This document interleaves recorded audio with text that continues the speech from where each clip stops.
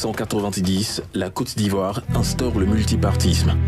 Très vite, des leaders et des partis politiques verront le jour. Le FPI, créé dans les années 80 avec le président Laurent Gbagbo, sortira de la clandestinité et se verra au cœur de plusieurs activités politiques dans le pays. Le RDR aussi, en 1994, avec Georges Denis Kobenan et Alassane Ouattara, entreront dans l'arène. À côté d'eux, plusieurs autres partis viendront faire chemin avec le PDCI-RDA du président Houphouët-Boigny. Avec les années, plusieurs mutations, notamment conditionnées par les alliances entre acteurs, viendront aussi redessiner la carte politique ivoirienne. Des noms qui, depuis l'avènement du multipartisme, ne cessent de faire la vie politique, feu Henri Konan Bédié, Alassane Ouattara, Laurent Gbagbo. Ces dernières années, plusieurs figures politiques émergent. Tidiane Thiam, nouveau président du PDCI-RDA, Jean-Louis Billon, Assalé Timoko, Vincent Toby-Irié et bien d'autres. Le 29 juillet dernier, le président Alassane Ouattara annonçait que ce mandat sera celui de la transmission générationnelle.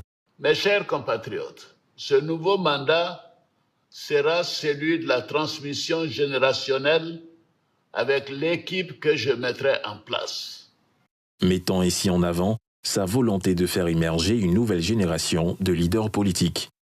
De son côté, le président Laurent Gbagbo avait aussi annoncé prendre sa retraite et démissionner de son poste de président du PPACI au profit d'une nouvelle génération. Nous avons déjà fixé la date de notre congrès qui sera après les législatives. Et après, je démissionnerai au congrès. Je ne serai plus candidat à la direction du parti. Et à la faveur des législatives du 27 décembre 2025, plusieurs nouveaux visages viennent renforcer la carte politique ivoirienne.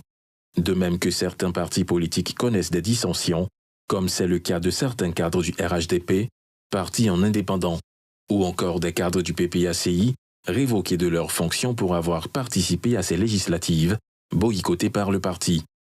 Ces nouveaux indépendants regagneront-ils les rangs après le scrutin? Se dirigent-ils vers de nouvelles formations politiques? Assisterons-nous à la création de nouveaux mouvements ou chapelles politiques?